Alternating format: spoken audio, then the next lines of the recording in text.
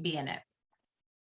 Okay, so welcome to this webinar that Michelle, McGlade, and myself are hosting about turnover and whose responsibility that it is. Michelle and I met through a group that we're in, and we thought that we would take a two-prong approach to this topic of turnover right now. And she's going to be taking the angle of the responsibility of the high performers and how turnover, how this shows up, and how you can and give you tools and strategies to help. And then I'm going to take the angle of leadership. And the purpose of this is for you to walk away with how to retain talent and just giving some strategies to do so. So we're just going to introduce ourselves really quickly, and then we're going to talk about the real cost of turnover, why this has been such a big topic. And then Michelle will start talking about the high performer side, and then I will start talking about the leadership side. But Michelle, do you want to introduce yourself real quickly?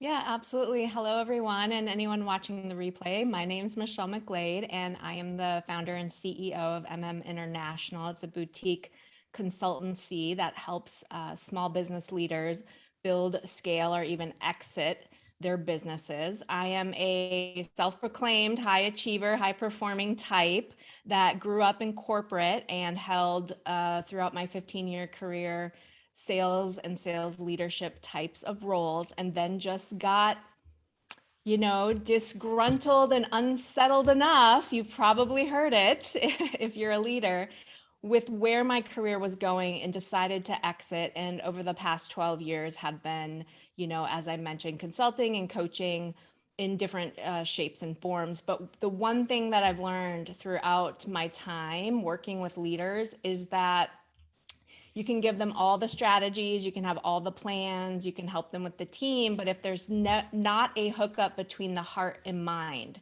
for the individual, then you're still going to be hitting ceilings in your business, with your teams, with your company, and ultimately in your growth, both personally and professionally. And that's the lens that I'm bringing today. Which I absolutely love. So I'm Rebecca Gebhardt, and I own Rise Up Consulting, and I specialize with emerging sales leaders, people who are high performers getting into sales leadership, and then sales leaders who are managing a book of business and also leading. So they're literally going from sales to sales leadership every single day. And my whole purpose behind what I do is to help sales leaders level up and sales leadership level up the skills that help attract top talent, retain top talent, and create cultures that produce. So we'll give some more information how you can get a hold of us after, but I'm so excited about how we're going to be attacking this today. You can hear Michelle, with her experience behind the high performer. And then because it really is, we don't want to talk a lot about blame. There's so much blame about turnover right now and the true cost of turnover. And I actually wanted to address that. Several people messaged me before this webinar. We're like, I really want to hear about the cost of turnover and what we can do about it. It costs.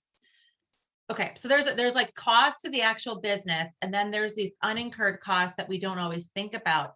But and we covered this. Michelle and I did a LinkedIn Live, like a preview to our webinar last week on LinkedIn, and we spoke a little bit about this and about how this actually feels for everyone involved, the people who stay, for the leader, for the high performer, like what it actually feels like.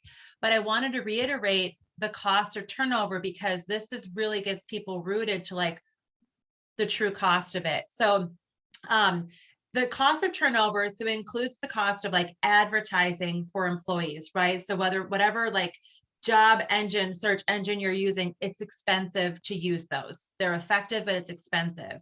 And then you have to pay for background checks, and you have to pay for training.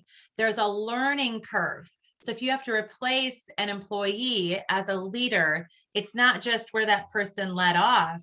You can't have someone in training be producing at that same level. So there's a learning curve to it. Turnover costs time, it costs mistakes, and those mistakes cost a lot of money. turnover also causes problems to morale. People question, well, why did that person leave? How is my leader going to react? The cost of replacing people can range anywhere from 1/2 to 2 times that person's salary. So if someone's making $50,000 a year, it's either going to cost $25,000 to replace them or $100,000. That is what it takes, depending on how high of a performer that they were. And that's pretty critical, right? That's really expensive. And sales turnover, which I deal with, is twice the average of other industries, which is pretty crazy. And it's always been an issue, but right now it's a huge issue. So in March, SHRM, which is the Society of Human Resource Management, came out with some statistics from some surveys that they were doing. And in March of 2021, they said second half of 2021, up to half of the job force, the entire labor force, will consider getting a new role, and a third of all people will actually make a move. So half of people are going to be considering it, and a third of people will actually make the move. And I remember talking about this. I remember Michelle and I talking about this a long time ago. And some people we were talking to were in denial about it. Well, we're in the middle of it, right? And it's going to be a trend. The mindset of employees has changed. So the mindset of corporations have to change. And I think getting ahead of the curve, we can't make turnover zero. That's never going to happen. But if you can retain employees longer, if the employee, the high performer, can take personal accountability, what Michelle's going to talk about, to make their experience better while they're there, it's not just better for the profit, but it's better for everyone else involved. So that's what we want to talk about. We want to talk about the responsibility and not necessarily the blame. So now that we know like how expensive turnover is, I want Michelle to kind of take it from here, and she's going to walk us through personal responsibility, how it shows up in your career, and how you can nurture the culture within yourself. I love it. Thanks so much, Rebecca. And I just wanted to add, just because it popped up, and I know we were kind of having an aha moment last week when we were talking about this idea of the cost of turnover. And I've been in the situation of sales leadership turning over. So I've been in that situation. And so an indirect cost that maybe others aren't seeing is that I felt like my career was being held back because having a new manager every 6 to 12 months created a situation where they didn't know me very well. And then the career trajectory and, everybody rising together was at risk. So, and I see your heads nodding. So I just wanted to put that out there because I love the conversation we had last week around that. But let me dive in a little bit deeper. There's 3 parts to what I want to share with you today. They all come from one personal experience as a self-proclaimed high achiever, all right? We are our best incubator, no doubt about it, but also the hundreds of leaders now that I've coached, both personally and professionally in their business. And so the first segment of this is all about, I think it doesn't get talked about enough, but I know it in and out, is the dark side of what the high performer looks like, what's really going on. Now, I want to preface this by saying this isn't 100% of people, but I would argue that there is some undercurrents of this in every high achiever on your team. And if it's not showing up right now, it will rear its ugly head at some stage, okay? So what I like to, when I think about the dark side of high performance, I think about what I call the action achievement model. So a lot of individuals who are high performers are externally motivated, right? They're satiated by external success. I mean, this makes a ton of sense. We've got report cards in school. In companies, we have promotions, grade levels, and even, pay raises, right? So they are satiated on this action achievement model. It's external validation at its best, but it's also what I want to call out is it's the way we've set it up. It's set up this way. So what you want to know about this is that for this model to be successful, so it starts out with good intentions. Like, I want to get the good grade. My parents are happy with me. I get to stay out later on Saturday nights, right? Okay, sure. Heather's nodding her head. I love it. Okay. But what happens is, for this to continue to perpetuate itself, because if you're the high achieving type, I can tell you, is you get the achievement and it's not like one and done. You want the next and the next, and you're always looking to where you're going next. So to satiate this model of action, achievement, and it's almost like a snowball for the Minnesotans here that keeps growing and growing and growing. You've got to start putting pieces of how you're feeling, what's going on with you, into a box. Because to really allow that engine to continue to flow, things are coming up for you in your life, how you feel about this, what's happening over here, maybe you're exhausted. You've got to start tucking that away to keep the engine going, so that you can satiate the need for the external success, which is the way you've set up things in your life. And when you do this over time, it starts to deteriorate your self-worth.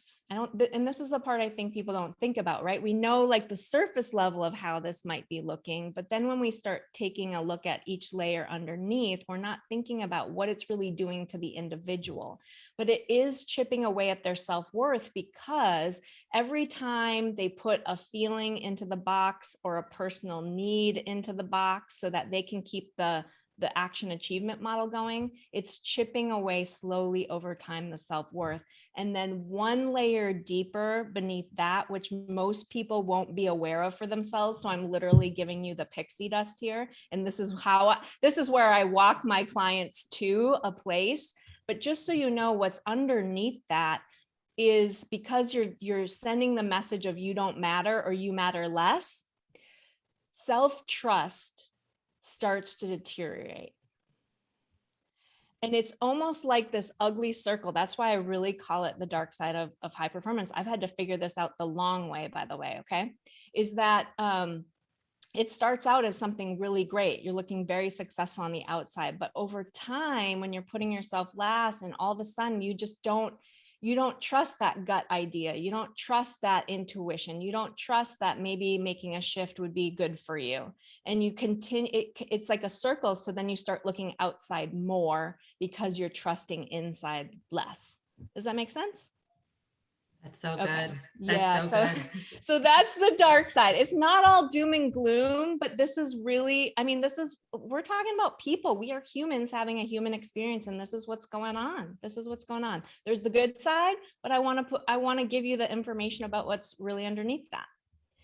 Okay. The second thing I want to share is all about how this starts to look on the outside, right? So I gave you the juicy insides about what's really going on in the pixie dust of the undercurrent inside of somebody. But what is happening externally for them? So a few things, pieces of information I want to guide you through of what I've learned for myself is, first and foremost, if you're a high achiever and you're running the action achievement model, you are a master chameleon. Especially in sales, you are a chameleon. I've even had to the point my friends saying they're shocked by some of the things I tell them about me, my closest friends, because I'm so good at creating a persona. So your high performers are creating personas with their clients, with their teammates, with their leadership, with their family. And honestly, everybody does this. So it's not just a high performer thing. It's just that they're masters at it. They're chameleons, and they will become whoever they need you to become so that they can perpetuate the action achievement model. And this is why, because they're disconnecting from themselves, right? I talked about putting everything in a box. So it's another form of disconnecting. And the reason I wanted to touch on it from this angle of the chameleon is because what you'll hear and how this shows up for high performers is they will be very successful, but they cannot feel good about it. So that's a key element I want you to take away. They're not able to feel good about this. And that's, again, it just feeds back into the action achievement model because they're looking for external validation. And that leads me to the next point on this part is it looks like there's something wrong with the company. It looks like there's something wrong with the manager, the sales leader that they're working for, because they're not getting satiated, they're not getting where they want to be, but they don't trust themselves internally. They just want to become who you need them to be so that they can be successful. So they're not feeling good about their success on the inside, and they're projecting externally that somebody else needs to fix this problem because they cannot trust internally. So they'll create personas around this as well. It's not just that they'll be a chameleon, but they'll create personas, and it'll be things like, well, I'm working so hard. I'm working so hard for this company. I'm working 60 hours a week. I'm working 80 hours a week. Why am I not getting to the next level of success? Why did they offer her the sales leadership role and not me? Or the company doesn't value X, Y, and Z. So, it's not a right fit for me. And how this ends up looking is like a lot of pivots. So this took me a while to figure out, but as a classic high achiever, if you were to look at my resume and even my entrepreneur resume, so my corporate resume and my entrepreneur resume, and I've done my own research on this, and this is true for a lot of people, is you'll see a pattern of a new role within the same company or a job shift into a new company every 12 to 15 months, maybe 18 months. It looks really, really sexy on the outside. It looks like I'm getting promotions, and it totally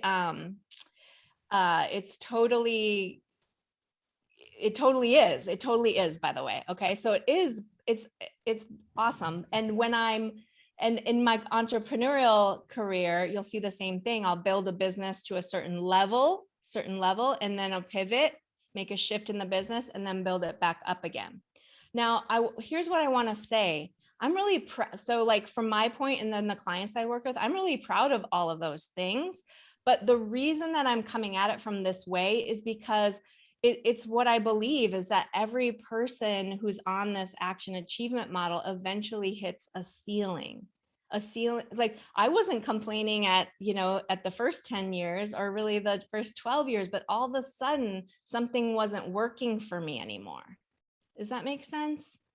Yeah. Mm-hmm. And so I'm really proud of all of those things, but at the same time, what I started to observe in myself and then eventually in my clients is that you'd have all the tools necessary. You'd have all the runway in front of you. You have, created the experience and the network to get where you want to be, but you keep hitting a ceiling.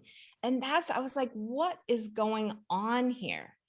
What is going on here? And maybe I should have started with that, but that's really the essence of starting to unpack why is it that I can't get to where I want to be? There's always external reasons, by the way, but I wanted to unpack internally after I started to see the pattern of what was going on and start to peel the layers away. So again, I know Rebecca's going to talk more about that aspect, but I'm really getting to the inside of this. And I know it like the back of my hand. So hopefully you're tracking with me. Okay. So career pivots. And by the way, the company was the problem. They weren't for me, but I had some of my own work to do as well, is what I really want to call out. And that's, my zone of genius and where I like to play with the leaders I work with now. So what I want to end with before I hand it back over to Rebecca is to talk about how to start to cultivate a culture inside of you. And I've been doing a lot of research around this for the last 12 months or so. The language in the marketplace that is really resonating for a lot of the people I work with is hiding and holding yourself back in some way, shape, or form. and not really being able to let your true brilliance, your true light shine into this world, which is just classic what high achievers are looking for, right? And what I've learned in the research, I'm not going to be going into those details today, but what I learned that I wanted to share with you is that that feeling of I have more to give and it's not being tapped into at this company, or I can't get to where I want to be, is what happens when you only look at the external world. So external in versus inside out. And what I've found is when you start cultivating that inside out approach, the things externally will start to shift. Your lens will, your lens can change, right? Your lens to what's happening and what's available to you will change. Sometimes the people around you will start to make a shift to respond to how you're showing up differently, and or you'll just make a change. You'll just make a change. So how do you, this is really the tactical and some ideas that you can use for yourself or with your teams, or, you know, to begin to start cultivating more of an inside out approach to how you're showing up really in life and business. Okay. This stuff is cross-pollinated in my world, especially in the entrepreneurial world. It begins with self-awareness, and self-awareness begins with cultivating your internal navigation system. That's what I call it, okay? What I mean is we operate in a world that's mostly head up, right? It's mostly all intellectual. It's a lot of overthinking, it's a lot of overdoing, and it's not a lot of being. So what I do with my clients is I work with them to cultivate getting back into their bodies. Like this, I call this, you have an internal navigation system if you can have a communication with yourself, if you can stop just operating from the neck up 100% of the day, right? So there's 3 C's to unpack when you want to start to cultivate this. And I'm going to tell you right now, hold on to your seats, because this is going to be stuff you've heard before. Okay. There's a reason that this stuff works.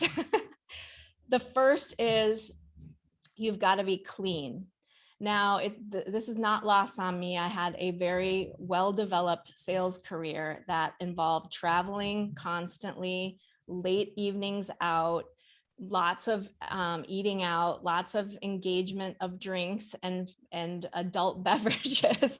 So what I want to tell you is that you don't need to get it perfect, but you just need to get it going. And there's just no way you're going to be able to get yourself into a place to start to be more grounded internally so that you can show up more confident externally without having some sort of clean approach to how you fuel your body and how you move your body. So what most high performers like to do is go follow a hardcore keto diet, get on the Peloton. We're working out twice a day, from 0 to twice a day. This is not what I'm talking about. This is about a gentler approach of understanding what makes you feel good. Like I feel good when I'm going to bed by 10. And I don't have anywhere to be like this until 10 in the morning. I feel good when I drink a couple glasses of water before I start the coffee in the morning. But that might not be true for Megan. It might not be true for Rebecca. It might not be true for you listening, right? So you need to really be conscious about being clean in how you're fueling yourself. Your body is definitely a vehicle that gets you from point A to point B, but you can't just treat it that way only. The second, connect. I teach all of my clients how to connect through breath work, breathing fully. Again, if you think about it, most people just breathe from the neck up. Like literally. It sounds silly, but honestly, it's one of the first things I do when I get a client. I watch how they're taking in breath. Breath is literally your fuel. Oxygen is your fuel, and to fuel your whole self, to breathe not just into your head, not just into your chest, but fully into your belly. If you do that just literally twice a day, once in the morning before you get out of bed, once at night before you fall asleep, you will change your life. 6 breaths in, 6 breaths out, 9 times. or six, counting six in. Sorry, I wanted to give you the tool. I count six in, count six out, do that 9 times, twice a day. It will change your life. It will change your life. And lastly, communicate. Every leadership book, every successful entrepreneur, you're going to hear them talk about these things because it works. And you need to have time where you turn your brain off. Meditation is a great way to do that. The breathing exercise I just gave you is a form of meditation, just so you know. But if you want another tool, I love the Waking Up app. It's super approachable. It's not too woo-hooey. And there's an introductory 30-day course. That's more than enough. I like to unplug around the noontime, midday, so I can re-energize for the second half of the day. You got to be clean in your body. You need to connect with yourself, really be in your body, not just a head up. And you need to communicate with yourself. Time and space to let the mind go so the heart can open up. That's as wooey as I'll get for today. If you have any questions on this, I'm happy to dig deeper as we come to a close today, but I'm going to hand it over to Rebecca right now. Yeah, Michelle, I love that. The connection. We're so aligned with this topic, and I know you're an energy management expert. I love to dig in with energy management for leadership. I'm actually going to talk about that with understanding burnout. But that in our culture, high performers, whatever realm, sales, non-sales, whatever realm you're in, we think that if we're to get ahead, we have to go faster. And what I'm always telling people, which you just said, is we have to slow down if we want to speed up. So people that have joined us on this webinar today are slowing down on purpose so they can speed up. They can be more effective. They can lower turnover. They can be happier with who they're being in the process to their goals. The people who watch this replay are pausing to figure this out. So Michelle ended with culture, and that's where I'm actually going to kick off with leadership. So I'm going to go through 4 bullet points. I'm going to tell you where I'm going, and then I'll kind of go back to them. But 4 ways that leaders can decrease turnover is creating a culture that people want to be a part of and want to stick around, training up your leaders, giving people opportunities for growth and development, and then understanding energy management and burnout. And all of those, I'm going to share the data behind this, as well as my experiences behind this. And those have a direct impact on lowering turnover. So it's like the responsibility that leaders can make. That's what I'm going to dig into right now. Leaders create the culture of a business. So you create the culture and who you're being and you being at your best. Michelle just went through all of that, but leaders create the culture at an organization, and you want to create a culture of performance and engagement. There's an author, Michael Watkins, and I wrote a book called Your First 90 Days, which I encourage any new leader to read. It's phenomenal. It's not just in my realm of sales leadership, it's for every single leader. And he says your most vexing business problems likely will have a cultural dimension. So, and people have kind of skipped over culture, right? It's like, that's kind of woo-hooey. It's all the people. Let's just get to business. Where's the bottom line? But it affects the bottom line because it affects the turnover.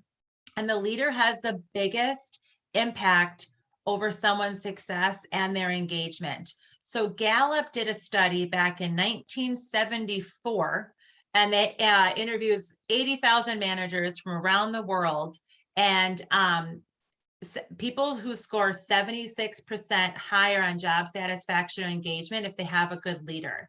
There's no bigger indicator to someone's success than their direct manager. So if you want to be a great leader, you have to be a leader that your team deserves and create a culture for that.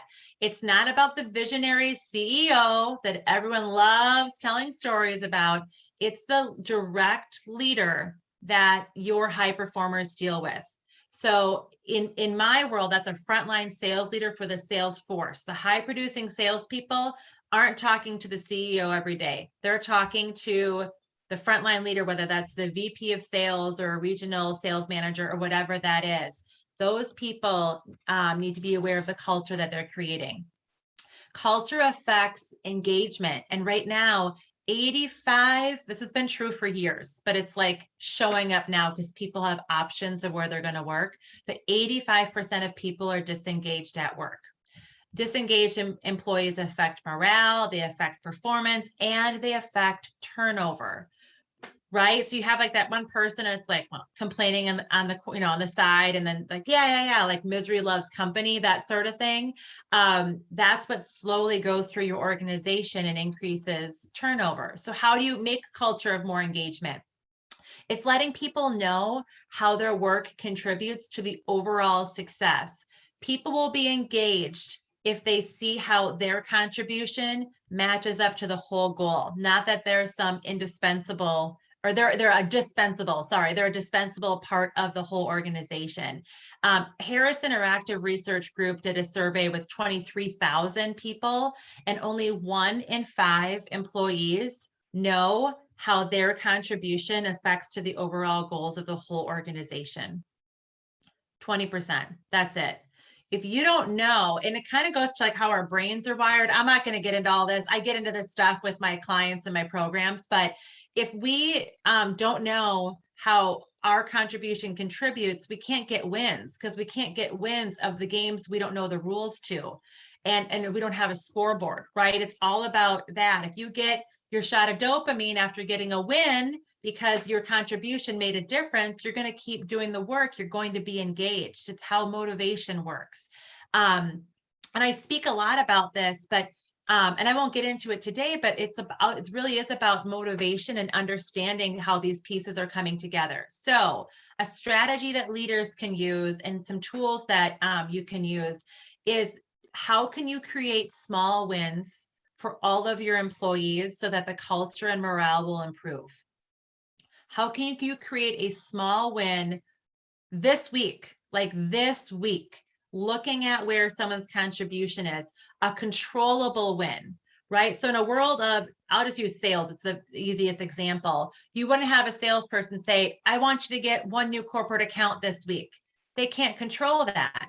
But if you say, hey, I want you to reach out to 15 new people this week, or book at least 3 discovery calls this week to set up a proposal, they can control that, right? It's all about, and they feel good that they're winning a controllable game.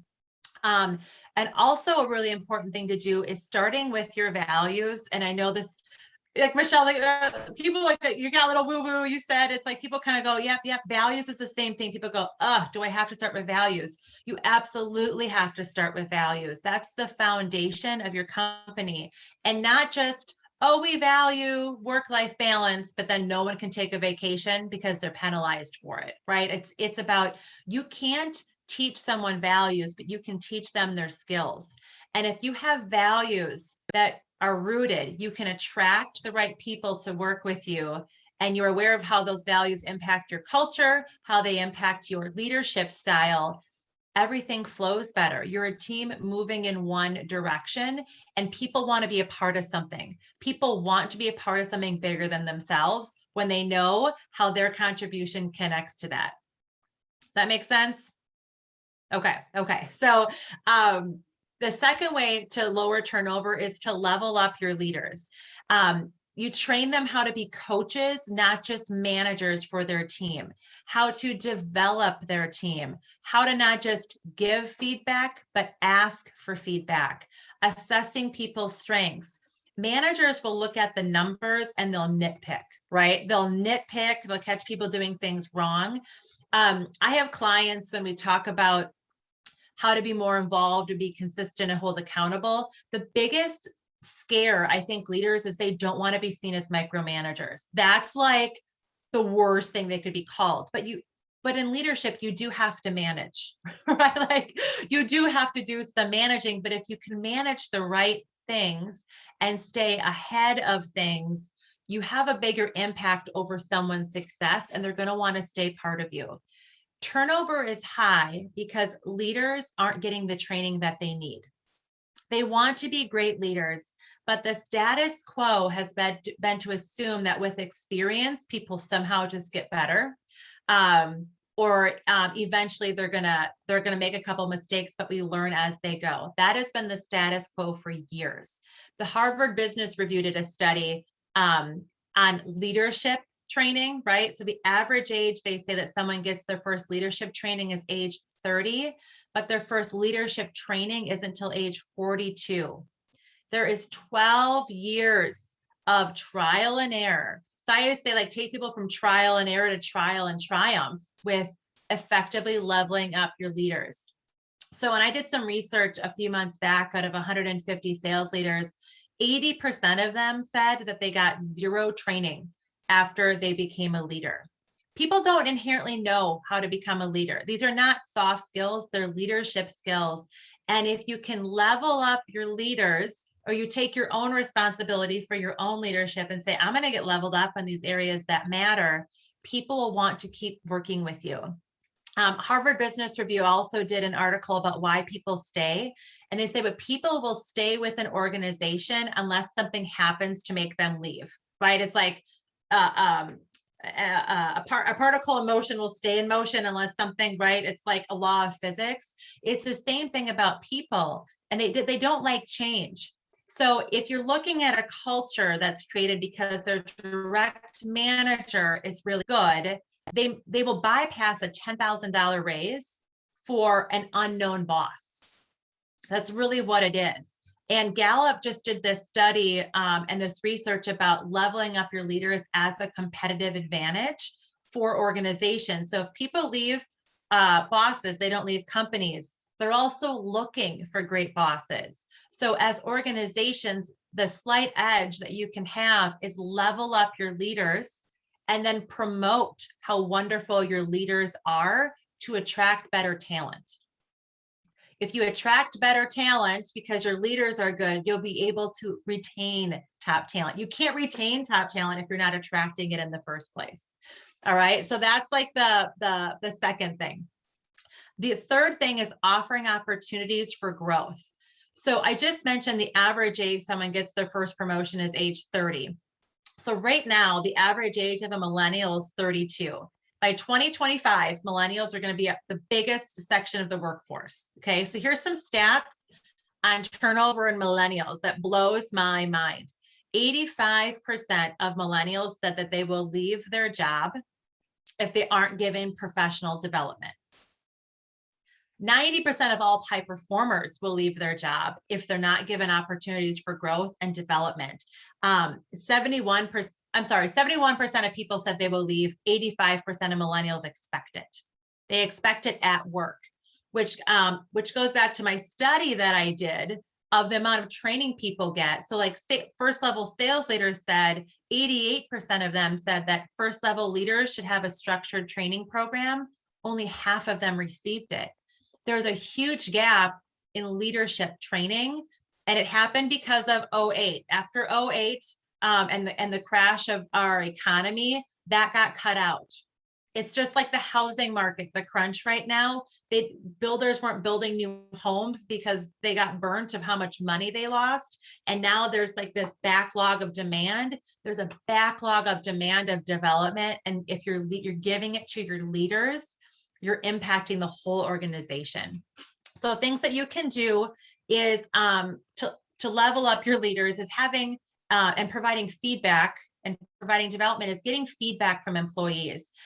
There was someone who couldn't make this live webinar, but she was really interested in turnover, and she's in charge of doing stay interviews at her organization. And I thought that would be a great thing to put into this webinar.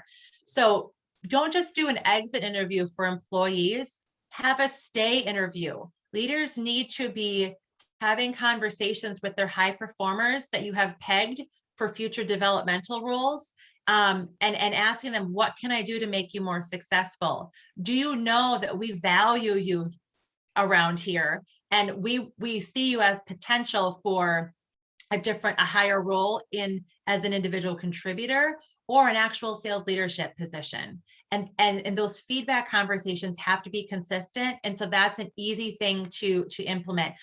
I teach that, like there's a little more complexity to it. Like I teach my clients how to do those and how to have effective feedback and be really purposeful in development of your team. But That's a very simple thing that all leaders can do. And then the fourth area is understanding burnout, understanding energy management, how to help your team go all in without burning out. Burnout is responsible for half of the reasons that people say they're leaving right now, the second half of 2021. And it might be caused because of the leader, because of what the leader demands of them, but it's burnout.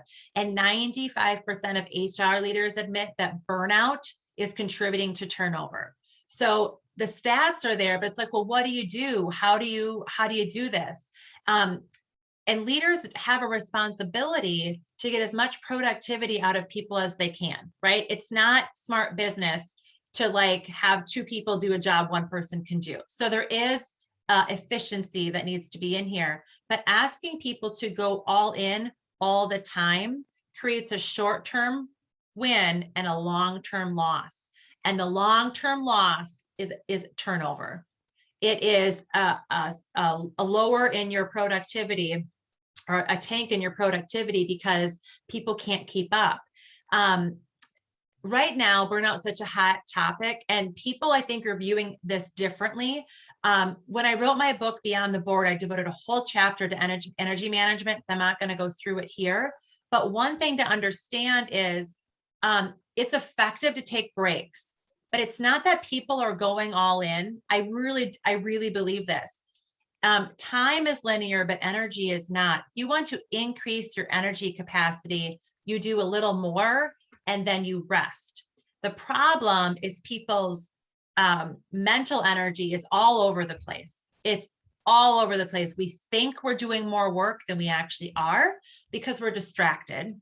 And we don't know how to rest properly. We zone out, but we don't rest properly, or we work hard, play hard, right? Everyone says that, work hard, play hard.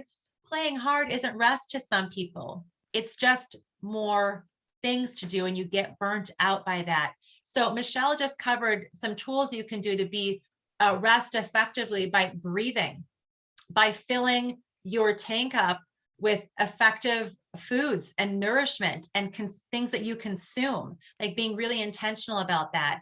But if high performers can concentrate on burnout, and then leaders can teach people about, you can watch your team and you can get ahead of the curve. And it's not the people you think that are burning out. Your high performers are burning out. It's the people who love their jobs, who cannot stop. They want the recognition. They love high performance. They're at risk for burning out. So if leaders can learn that, the turnover will go down, because burnout is impacting turnover.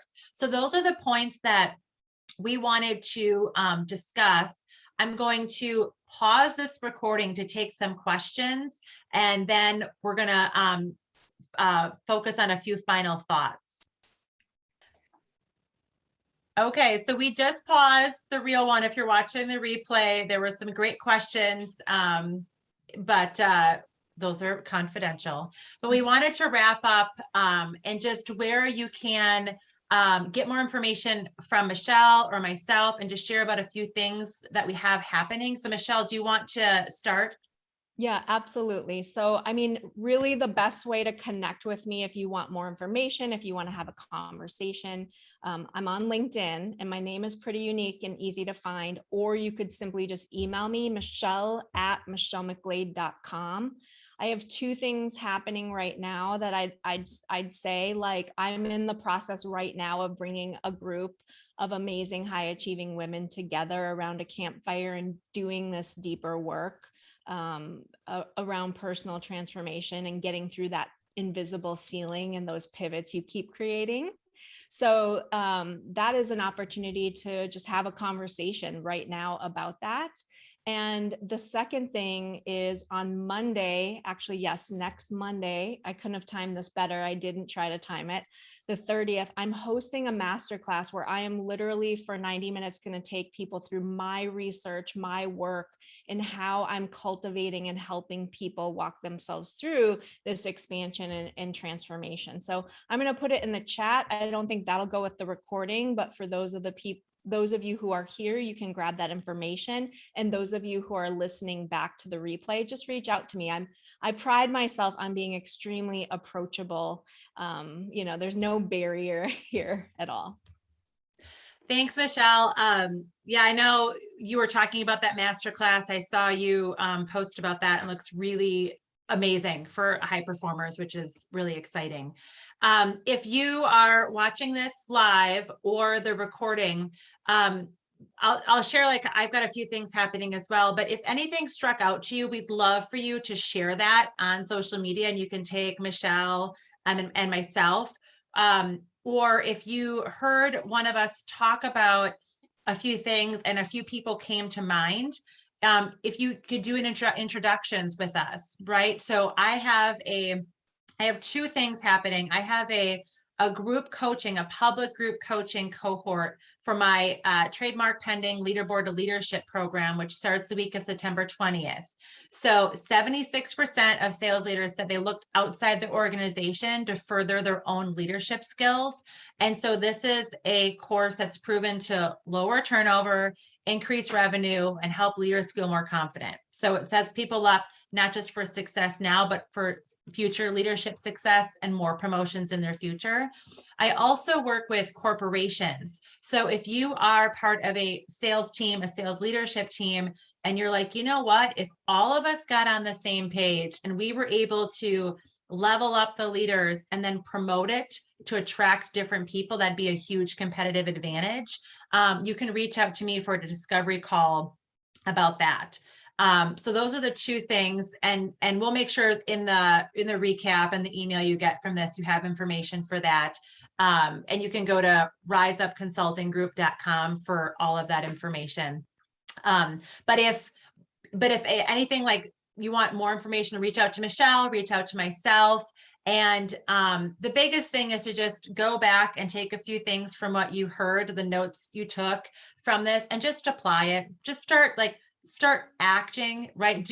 Say, okay, I'm going to meditate 1 hour a week, or you know what, I'm going to level up my leadership skills, or I'm going to take this initiative. Just make a small step, because action is what creates everything from here, So, but thank you all for joining us today.